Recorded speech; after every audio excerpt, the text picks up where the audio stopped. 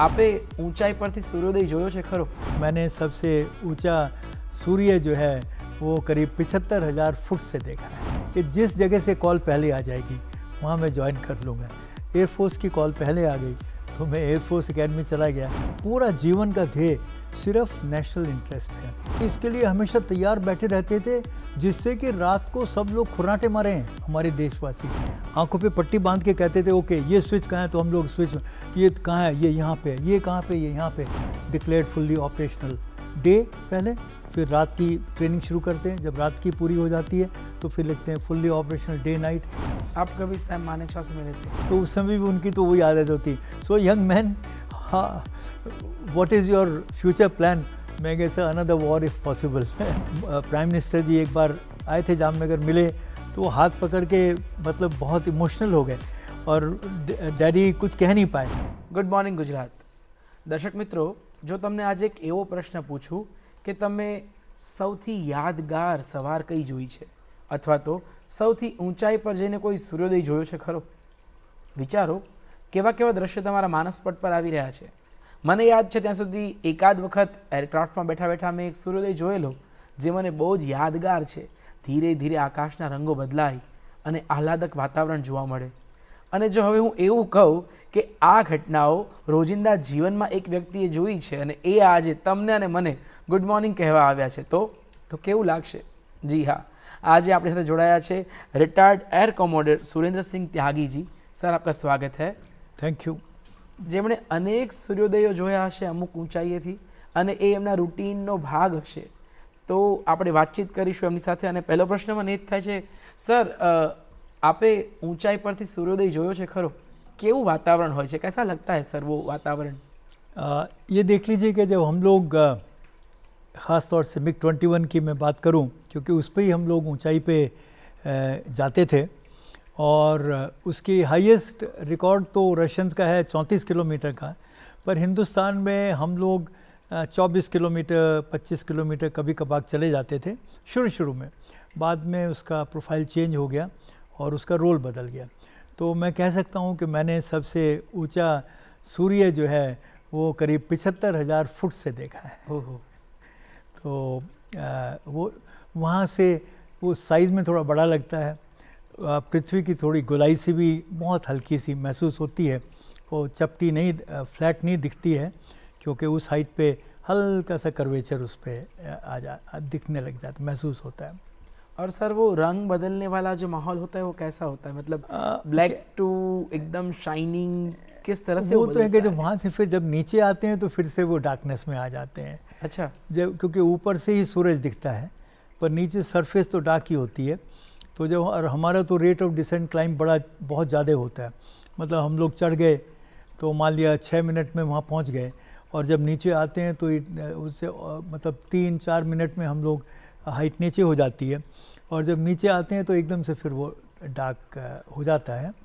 और हम लोग जैसे डॉन कहते हैं, मतलब वो सूरज उदय से आध घंटा पहले थोड़ी सी वो धूमिल सी जो होती है, गोधूली समय जिसे कहते हैं, तो वैसा फिर हल्का सा ब्राइटनेस शुरू हो जाती है, पर जो ऊपर से दिखता है वो अलग ही होता है। एकदम मज़ेदार होगा ना? ओ बिल्कुल अलग। हाँ सर, ये तो बात हुई आपने जब उड़ना शुरू कर दिया बाद के अनुभव की, पर ये उड़ने का सपना कब देख लिया और कब उड़ने लगे आप? देखिए, सच बताऊं तो ऐसा था कि मैं वैसे तो आर्मी कैडेट था, क्योंकि मेरे पिताजी आर्मी में थे और मेरा एयरफोर्स से कभी नहीं मुझे मौका मिला देखने का एयरफोर्स स्टेशन। तो मैंने जो इंटरव्यू वगैरह दिए थे वो भी आर्मी के ऑफिसर्स के दिए थे IMA के लिए, और मैं सेलेक्ट भी हो गया था। पर इस दौरान में मैंने फ्लाइंग कॉलेज जो UPSC का एग्ज़ाम था उसका भी भर दिया एग्ज़ाम के लिए। वो एग्ज़ाम दे दिया, उसमें पास हो गया। इंटरव्यू के लिए मैसूर गया, उसमें भी पास हो गया। अब मैं दोनों चीज़ में पास हो के घर पे बैठा था, और ये 1962 एंड की बात है, 63 बिगनिंग की। अब ये इंतज़ार ये था कि जिस जगह से कॉल पहले आ जाएगी वहाँ मैं ज्वाइन कर लूँगा। एयरफोर्स की कॉल पहले आ गई तो मैं एयरफोर्स एकेडमी चला गया, और भगवान की कृपा रही, हाथ उनका सदा मेरे सर पे था, तो एयरफोर्स का फाइटर पायलट बन के कमीशन मिल गया। कभी ऐसे पिताजी ने डांट दिया हो कि आर्मी में ही जाना था क्योंकि मैं आर्मी में था, ऐसा कुछ नोक जोक, या फिर ऐसा कभी आपने रिग्रेट किया कि आर्मी को मिस किया? नहीं, क्योंकि क्या है कि फ़ौज तो फ़ौज होती है, जिसमें चाहे आर्मी हो, एयरफोर्स हो, नेवी हो, हम लोग का एक अपना वातावरण होता है, हम लोग का एक अपना तरीका होता है। और उसमें क्या है, आपके जीवन में सिर्फ एक चीज़ होती है, वो है कि जो हम रोज़ कहते नहीं हैं, पर हमारे जो पूरा जीवन का ध्येय सिर्फ नेशनल इंटरेस्ट है, क्या जो है सिक्योरिटी ऑफ नेशन, जिससे बाकी सब लोग, जैसे मैं फाइटर पायलट हूँ, हम लोग ORP करते थे नलिया में, नलिया कच्छ में है, वो हमारा सबसे पश्चिमी एयरबेस है, मैं वहाँ का बेस कमांडर था।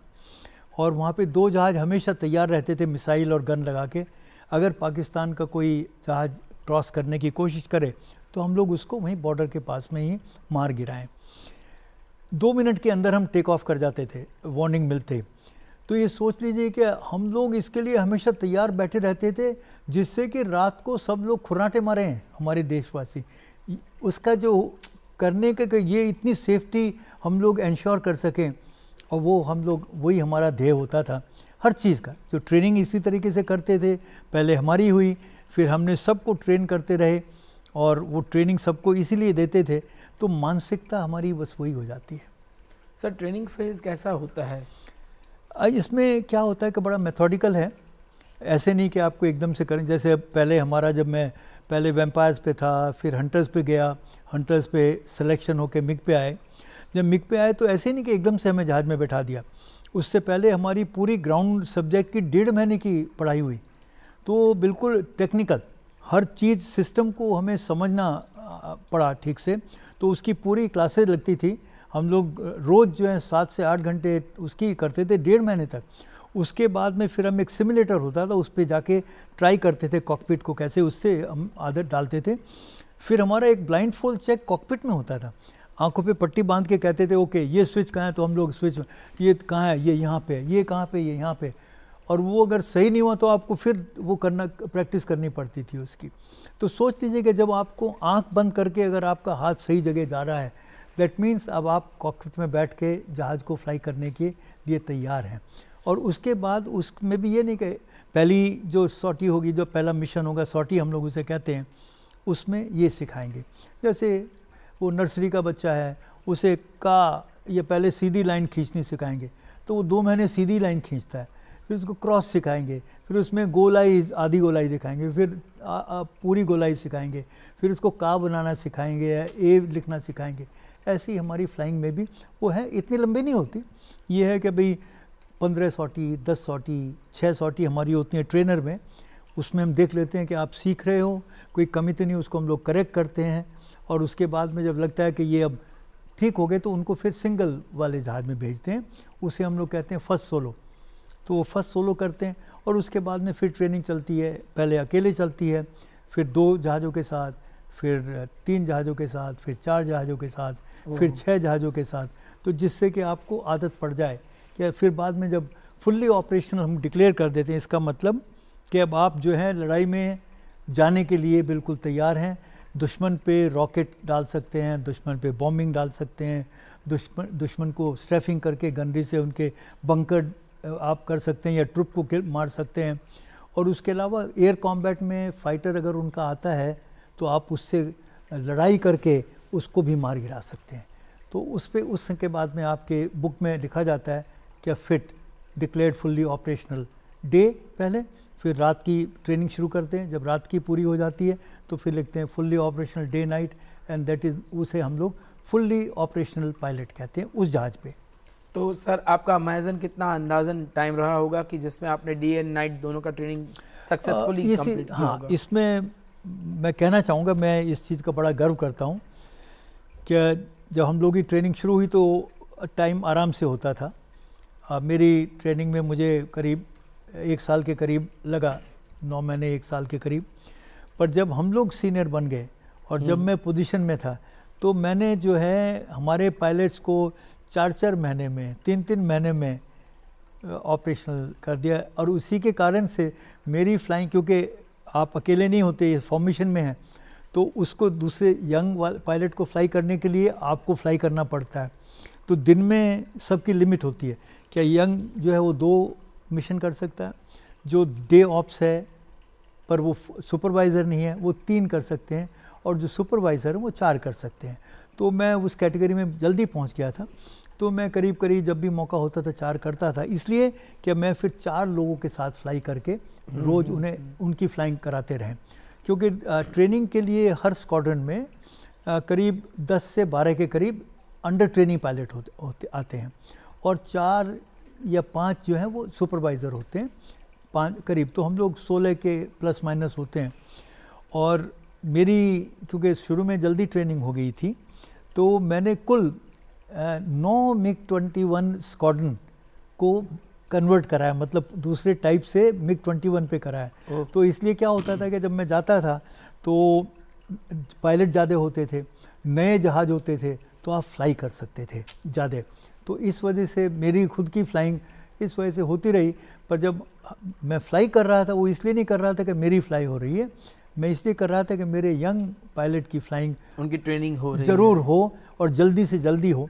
और मैं आपको बता दूँ ये कि मेरे स्क्वाड्रन के जो यंग पायलट होते थे, उनका फुल्ली डे ऑप्स बनना, फुल्ली ऑपरेशनल बनना, और जो दूसरे कंटेम्प्रेरी स्क्वाड्रन होते थे ज़्यादातर, आई विल नॉट से एवरी स्क्वाड्रन, देवर 1-2 और स्क्वाड्रन थे जो भी बहुत जल्दी करते थे और अच्छी ट्रेनिंग उनकी होती थी। तो हमारे यहाँ उनमें करीब जहाँ पे 1 साल 1.25 साल लग जाता था, हम लोग उसको ज़्यादा से ज़्यादा 6 महीने में पूरा कर देते थे। आधे से भी कम? आधे से भी कम। तो ये रेपुटेशन पूरी एयरफोर्स में फैल गई थी, तो सबको लगता था मैं वहाँ आ जाऊँ। अभी जैसे मैं चंडीगढ़ गया, जब इसका आखिरी फ्लाइंग का समय हो रहा था, तो मेरे को तो याद नहीं है क्योंकि मेरे रिटायर हुए 29 साल हो गए। तो कोई आके सडनली सर आप, मुझे नहीं याद होगा पर मेरे साथ आपने तब फ्लाइंग करी, पर मुझे एक ही चीज़ का दुख है कि मैं आपके स्क्वाड्रन में किसी में नहीं आया जहाँ पे आप थे। क्यों? कि वो इसीलिए कि भाई फटाफट ट्रेनिंग होके ऑपरेशनल बन जाते हैं। तो जो ट्रेनिंग बड़ी मेथोडिकल होती है, बहुत उसका सिस्टमेटिक है वो। सर पूरा अगर हम जर्नी देखें, पूरी जर्नी इंडियन एयरफोर्स की, तो कहाँ से किस टाइप के एयरक्राफ्ट से हमने शुरुआत की और कहाँ से हम राफेल तक पहुँचे हैं?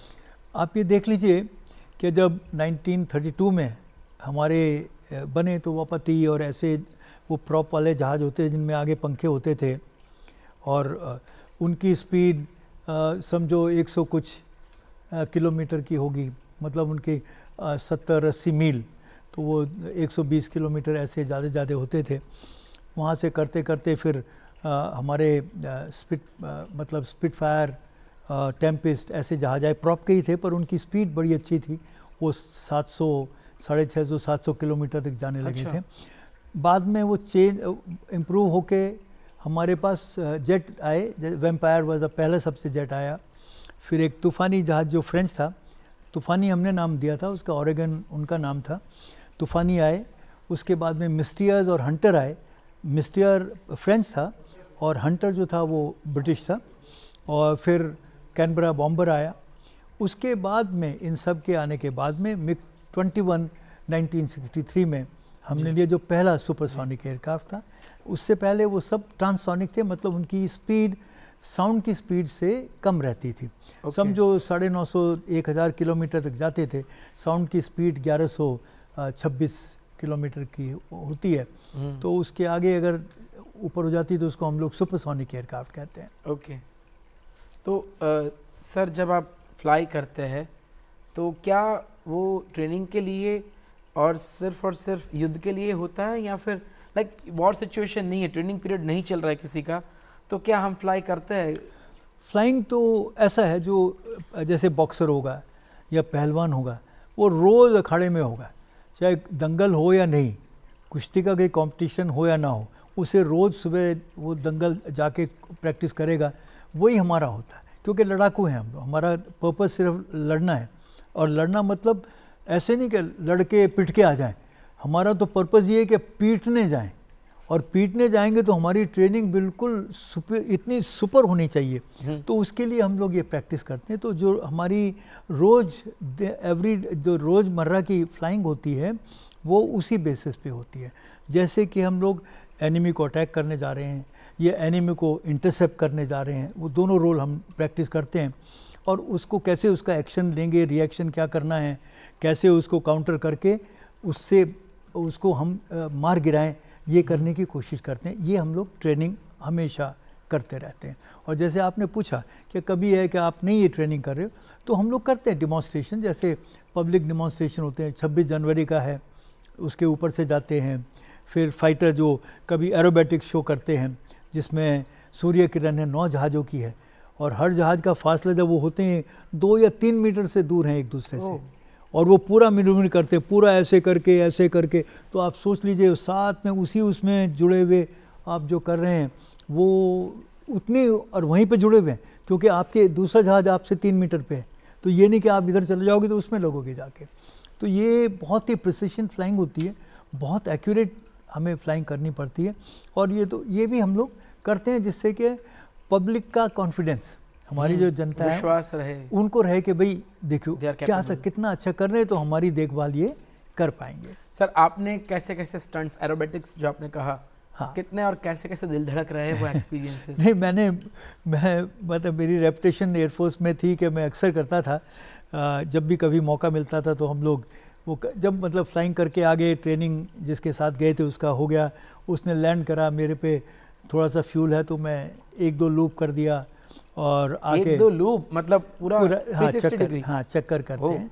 फिर या बैरल कर दिए या फिर रोल करते चले गए, ऐसे करके वो। तो क्या है, क्योंकि जो हमारे टेक्निकल के जो स्टाफ है उनको वरना क्या है, वो हमारी जो हम क्या कर, उन्होंने जहाज़ तैयार करा आपका, वो पूरे 8-9 घंटे काम करते हैं, रात में आ जाते हैं सुबह जहाज़ तैयार करने के लिए, और तैयार करके मुझे दिया, उन्हें पता नहीं हम क्या करके आ रहे हैं।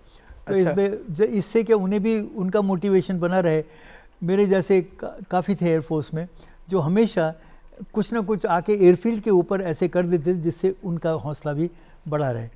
तो वो बेसिकली ये सब part of a training, part of motivating, मतलब मोटिवेशन रखें अपने आप को। मोराल हमारे हमेशा मतलब वो एवरेज के ऊपर रहना चाहिए, एवरेज के बराबर नहीं, एवरेज पे खड़े होके नहीं, बट एवरेज को हमें ऊपर से नीचे देखने, ऐसा मोराल हमारा रहना चाहिए। आपने कभी एवरेस्ट के ऊपर से, आपने हिमालय रेंज के ऊपर से फ्लाइंग नहीं, हिमालय की रेंज पे तो हम लोग बहुत फ्लाइंग करते थे, ईस्ट में भी और पठानकोट और श्रीनगर की तरफ भी। हम उसे वैली फ्लाइंग कहते हैं, कि जिससे एनिमी की उस तरफ से वो हमें रेडार से ना पिकअप करें, तो हम वैली में जाते हैं। तो वैली में जाया करते थे, वो जहाज़ लेके ज़्यादा से ज़्यादा 4 जाते थे फॉर्मेशन, उससे बड़ी फॉर्मेशन नहीं ले जाते। और हम लोग कहते थे 150 meters from the valley bottom, तो आप देख लीजिए दोनों तरफ ऐसे ऊंचे ऊंचे वो इस यहाँ पे घुस जाते थे, और 4 जहाज़ अपने वो एक दूसरे के पीछे लाइन में रहते, क्योंकि उसमें ऐसे साइड में होने की जगह नहीं होती थी। तो ऐसे ऊपर स्टेप अप करके हम लोग वैली फ्लाइंग प्रैक्टिस करते थे। वैली में टारगेट फायरिंग करते थे, वो टारगेट लग जाते थे, उसमें फिर हम लोग अटैक किया करते थे जाके, और उसका असेसमेंट होता था कि अगर हमें अटैक करना है पहाड़ियों में, पाकिस्तान का जो सियाचिन और उस तरफ जो उनकी पहाड़ियाँ हैं, तो हम उसके लिए तैयार रहें। तो ये सब पार्ट ऑफ ट्रेनिंग होता था, है एयरफोर्स में। वाह, દર્શક મિત્રો, આપણે લોકો પણ માનો કે આ વાતો સાંભળતા સાંભળતા જ ખુરશી અચાનક જ સીટ બેલ્ટ સાથે બંધાઈ ગયા હોય ને આપણે પણ એમની સાથે જ એક અલગ જ પ્રકારની દુનિયામાં ઉડી રહ્યા હોય એવો અનુભવ થઈ રહ્યો છે, અને આપણે આમ જ ઉડતા રહીશું. પણ હાલ સમય થયો છે વિરામનો. વિરામ બાદ ફરી મળીશું ગુડ મોર્નિંગ ગુજરાતમાં.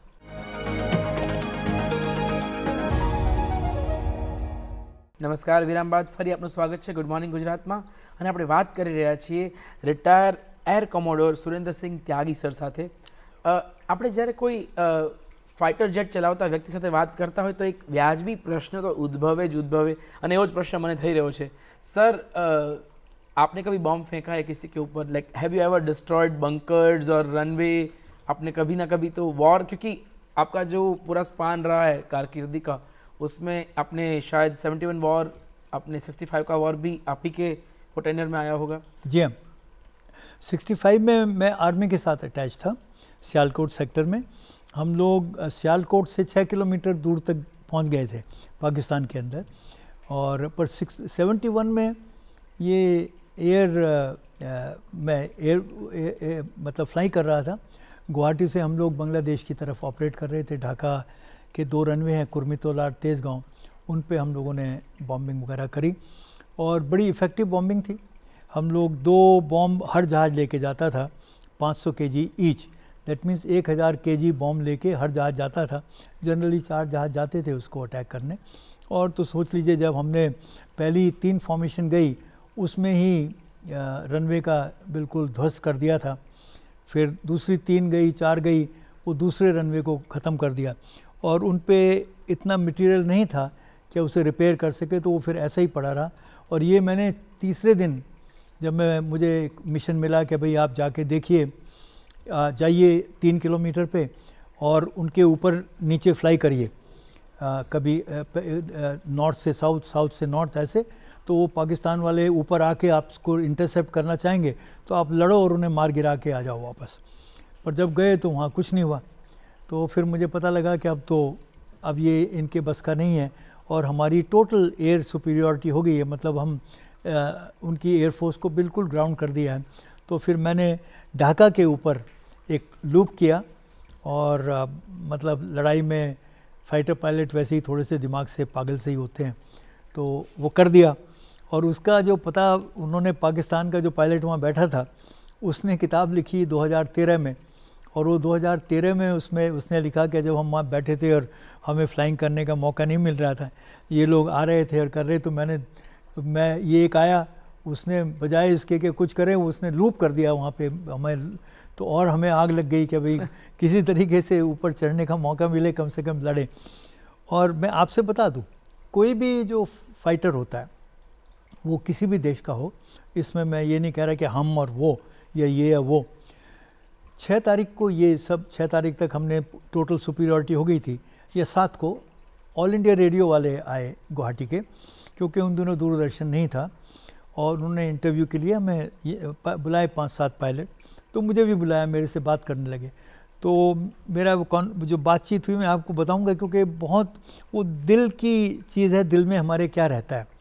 तो पहली चीज़ तो मैंने उनसे कही, मैं कि देखिए अब हमें कल जब पूरे ऊपर नीचे गए और वहाँ कुछ नहीं दिखा, तो मेरे लिए एज अ फाइटर पायलट अब लड़ाई ख़त्म हो गई है, क्योंकि जब तक दुश्मन ना हो तो आप किस तरह के सोल्जर हैं।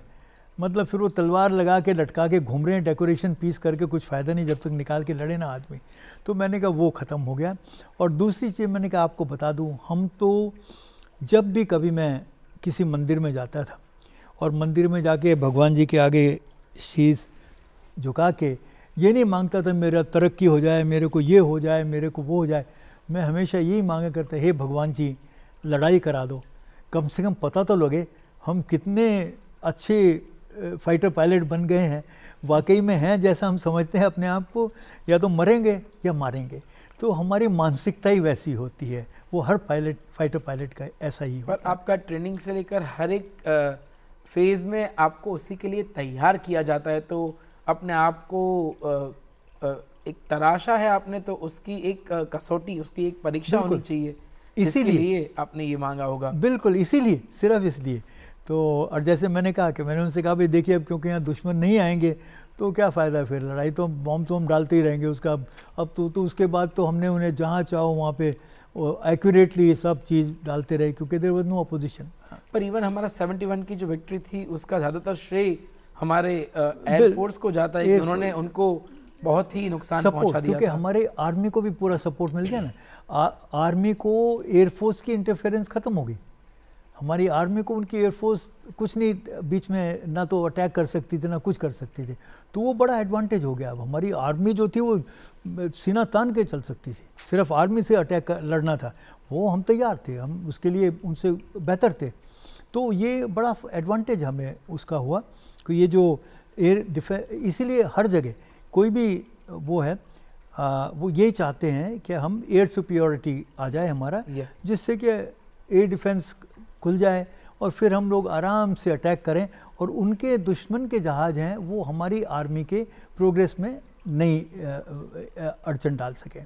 आप कभी सैम मानेकशॉ से मिले थे? एक बार मैं जब ट्रेनिंग में था, आर्मी के साथ ही था, बड़ी हाई सीनियर ऑफिसर्स की ट्रेनिंग होती है, तो वो उसमें गेस्ट आए थे रिटायरमेंट के बाद में। लड़ाई जब वो सर्विस में तब नहीं मिला, तो तब हमने मिले। एक बार और मिला था, इज ऑलवेज फील्ड मार्शल, तो वो आरकेसी में भी आए थे एक बार। तो मैं उस समय यहाँ पे था, जामनगर का हेड था, तो मैं जब गया वहाँ पे तो उस समय भी मिला, तो उस समय भी उनकी तो वही आदत होती, सो यंग मैन, हाँ, what is your future plan? मैं कहा sir another war if possible. तो वो बड़े ज़ोरों से हंसे, वो बड़े बहुत हंसे मजाक थे और बड़े अफेक्शनेट थे, और छोटों को तो ऐसे ट्रीट करते थे बिल्कुल जैसे छोटे बच्चे ही हों, मतलब बहुत ही जैसे करें बड़े करते हैं, और वो बड़े जो सबको बहुत प्यार करते हो, उनकी आदत ऐसी थी। ऑलवेज लाइक छत्र छाया लगती है आपको, पिता तुल्य लगते हैं। और इस बारे में मैं आपको एक चीज़ और बता दूं, ये ज़रूरी और पर्सनल है। मेरे father in law air commodore Robert wear, उन्हें बर्टी वियर कहते थे, वो गुजरात से थे, अहमदाबाद में ही पैदा हुए थे, यहीं के थे। तो वो गुजरात के एयरफोर्स के पहले वीर चक्र थे, और वो जो थे वो मेरे हंटर में सीओ थे।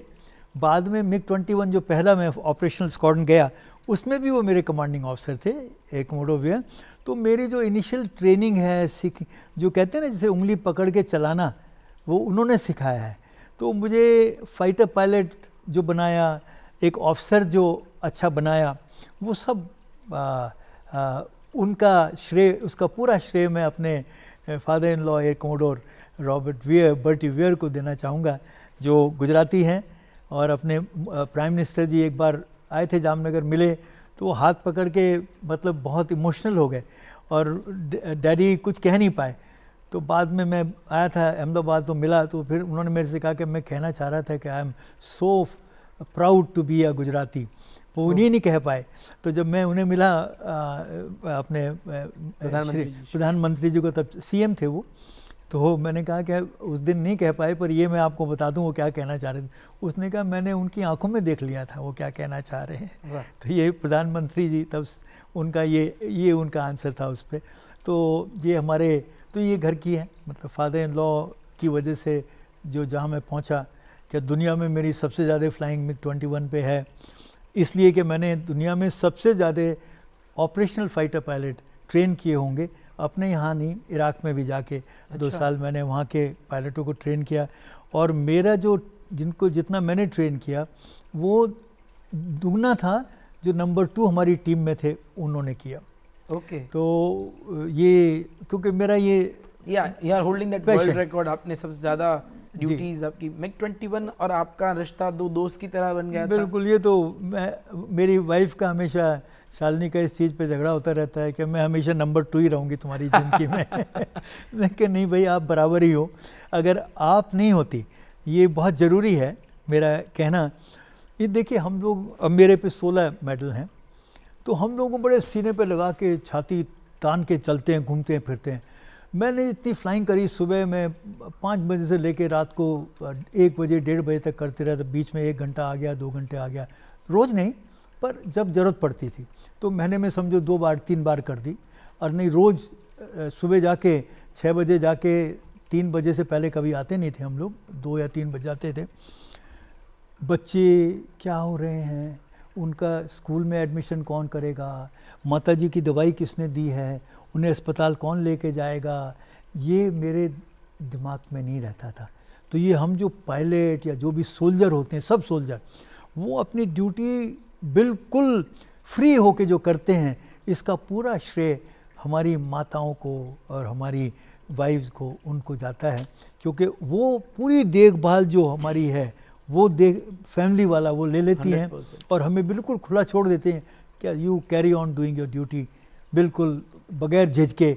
और इसीलिए मैं हमेशा कहता हूँ, ये मैं मतलब बड़े बड़े संतों को भी कह चुका हूँ, कि हम लोग जब कैनोपी बंद करते हैं, जैसे MiG-21 की जब कैनोपी बंद होती है, तो हमारा दुनिया जो है उसमें समा जाती है। मेरा मिशन क्या है कि आज मुझे जाके रॉकेट टारगेट पे मारने हैं। अगर रॉकेट जो है 5 मीटर से बाहर चला गया, वो डैमेज करेगा, पर हमारी जो ट्रेनिंग में 5, तो मेरा 85% मार्क हो जाएंगे 100 के बजाय। ऐसे ही अगर मैं 5 सेकंड प्लस माइनस हो गया तो मेरे मार्क 85% हो जाएंगे। सोच लिए 15% मैं लूज़ करता हूँ इसके लिए, और अगर 10 और 15 के बीच में हो गया तो आप फेल ही समझो अपने आप को। तो इतनी हम पे डिमांड है। तो हमारा पूरा टाइम, जैसे मैंने पहले कहा कि हम लोग प्रैक्टिस करते हैं कि आप दुश्मन के यहाँ जा रहे हैं, दुश्मन अटैक करने आ रहा है तो उससे हम लड़ाई करते हैं, फिर से टारगेट के लिए जा रहे हैं टाइम रिकवर करना अभी हमें, तो स्पीड बढ़ाते हैं, कोर्स करके और ये करते हैं। तो हमारा पूरा जो है वो सब ध्यान वहाँ पे रहता है। तो हमारे लिए दुनिया, मेरा मिशन है वो हो जाती है। तो मैं हमेशा कहता हूँ कि MiG-21 पायलट एक ऐसा था, जब कॉकपिट बंद होता था तो वो जैसे मेडिटेशन में चला गया। वो ये जो संत हैं ये बैठते हैं कि किसी भगवान का ध्यान करते हैं, और हम बैठते हैं उसका ध्यान करते हैं कि मेरा मिशन क्या है, और वो अचीव करने के लिए ये हमारा हो जाता है। इतना स्ट्रॉन्ग बॉन्ड जब है आपका और MiG-21 का, तो कैसा लगा जब लास्ट मंथ MiG-21 रिटायर हो रहे थे, आपने उनको बाय बोला? How was that moment? देखिए, जब उसका पहली शाम को उन्होंने एक डॉक्यूमेंट्री बना रहे थे तो मुझे बुलाया सनसेट के टाइम पे, तो उस समय मैं उस जहाज़ के कॉकपिट में बैठा, मुझे बहुत अच्छा लगा। I was the only person, हम लोग 450-500 MiG-21 के पायलट, क्योंकि 90-95% पायलट सब MiG-21 फ्लाई किए हुए हैं हिंदुस्तानी भारतीय वायुसेना में।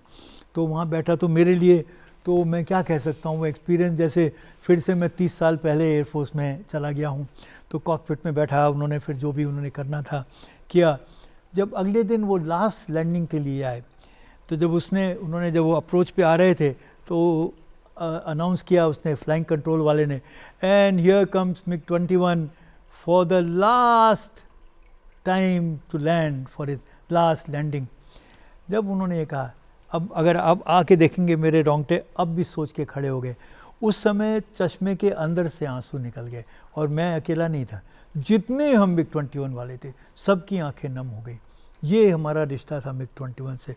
वो हमारी माँ थी, हमारी बहन थी, हमारी सब कुछ, वो ऐसा बॉन्डिंग उसके साथ था।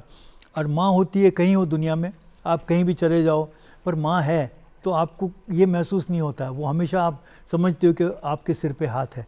वही हमारा MiG-21 का था। अब आज वो चली गई है। सडनली ये जो खाली हुआ है, जैसे किसी ने हाथ डाल के गले में और दिल निकाल लिया हो, ऐसा महसूस होता है। Sir, other than this uniform and the duty and so many burdens on your shoulder, you are a poet. आप कविताएं लिखते हैं, ऐसा मुझे पता है। आपकी कोई कविता हो जाए जो हमसे कुछ आप अब मैं आपसे को मैं लिखता था, क्योंकि जब कभी समय मिलता था, मैं भी बड़ा सेंसिटिव हूँ। मुझे कोई अगर कुत्ता लेटा हुआ है उस पर कोई लात मार देता है तो मैं उस पर जाके लिख देता था मेरा जो, और मैंने आज तक जो भी लिखा है उसे करेक्ट नहीं करा, क्योंकि वो मन का है ना। मैं उसको कभी पढ़ा कहीं बाहर इधर उधर। ऑल इंडिया रेडियो वालों को पता लग गया तो उन्होंने मुझे 2-4 बुलाया, पर वो कहते थे सर ये मत बोलना, इसको कुछ करेक्ट कर दो, नहीं तो हम गवर्नमेंट के हैं, वो पकड़े जाएंगे। मैंने कहा जो तुम कहोगे मैं कर दूंगा। ये भी गवर्नमेंट का ही माध्यम है, पर नहीं, पर मैं इसमें आपको जो मैं कहूँगा वो एक 4 लाइनें हैं जो मैं अक्सर यूथ को जब कभी एड्रेस करता हूँ, मुझे बुलाते रहते हैं वो कॉलेजेस में या यूनिवर्सिटीज़ में, तो मैं ये कहता हूँ कि जैसे एक दिया अगर आपने कभी महसूस किया, या मोमबत्ती, उस पर जब फूंक मारते हैं तो उसका वो बुझ जाती है और उसमें से धुआं निकलता है, ऐसे सीधा, बिल्कुल सीधा जाता है, और फिर वो टेढ़ा मेढ़ा हो जाता है क्योंकि एटमॉस्फेरिक डिस्टर्बेंस की वजह से। तो उसको देख के मैंने लिखा था, बुझे दिए से उठती धुएं की लकीर, बुझे दिए से उठती धुएं की लकीर में देश का बना अक्ष बिगड़ता, जला सके जो ये जोत फिर से, वो लौ कहाँ से लाऊं।